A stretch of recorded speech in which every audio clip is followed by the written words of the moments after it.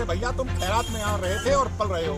इस खैरात में जैसे तुम लोग पल रहे हो ना, अपनी औकात में रहो, अपनी हद में रहो। यहाँ हिंदू राष्ट्र बनेगा और बना करके रहेंगे। हर हिंदू राष्ट्र बना करके रहेगा। और जो मुसलमान ऐसे जिहादी सुर निकालेगा उसको उसकी औकात याद दिलाने का काम हिंदू राष्ट्र के लोग करेंगे।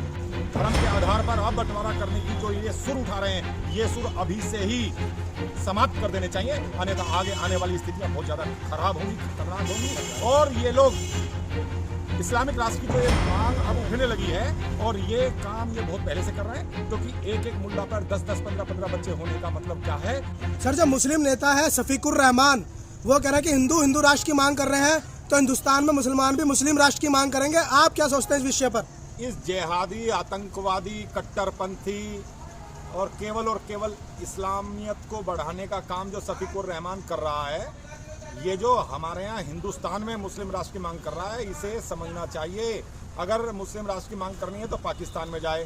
पहले इन्होंने धर्म के आधार पर हमारे देश का बंटवारा किया, और उसके बावजूद भी ये यहाँ रहकर एक तरीके से ये यहाँ भीख में रहे थे। इस शफीकुर रहमान को समझना चाहिए, सोचना चाहिए। इसे भगाने का, मारने का, इसकी औकात याद दिलाने का काम हिंदू रक्षा दल का एक एक सिपाही करेगा। इसकी औकात क्या है, ये मुस्लिम राष्ट्र की मांग करेंगे। अरे भैया तुम खैरात में यहाँ रहे थे और पल रहे हो।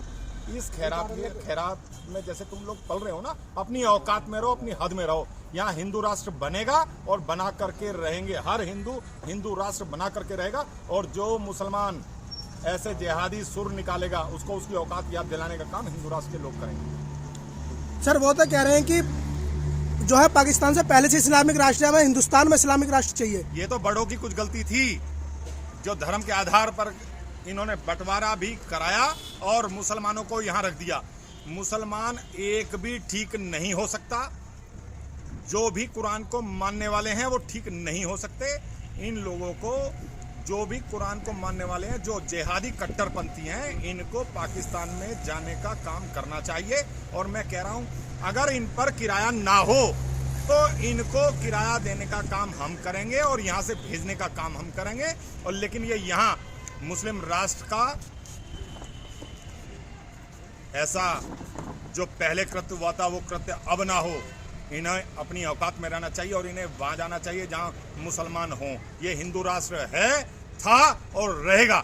जय श्री राम। जय श्री राम।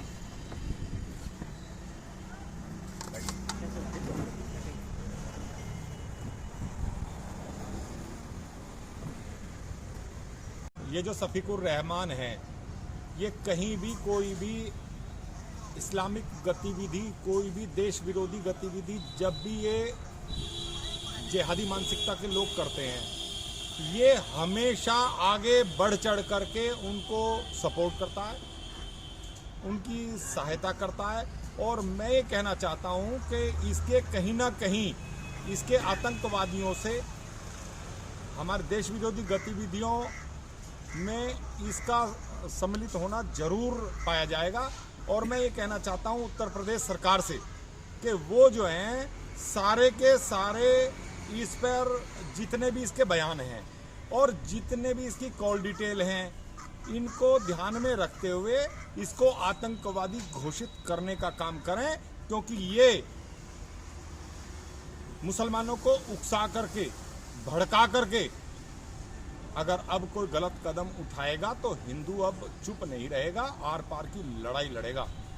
इसीलिए मैं पहले कहना चाहता हूं सरकार से कि इसको तुरंत इसकी औकात याद दिलाते हुए इसको इस देश से भगाने का काम करें, अन्यथा इसको हम इसकी औकात याद दिलाने का काम हम करेंगे।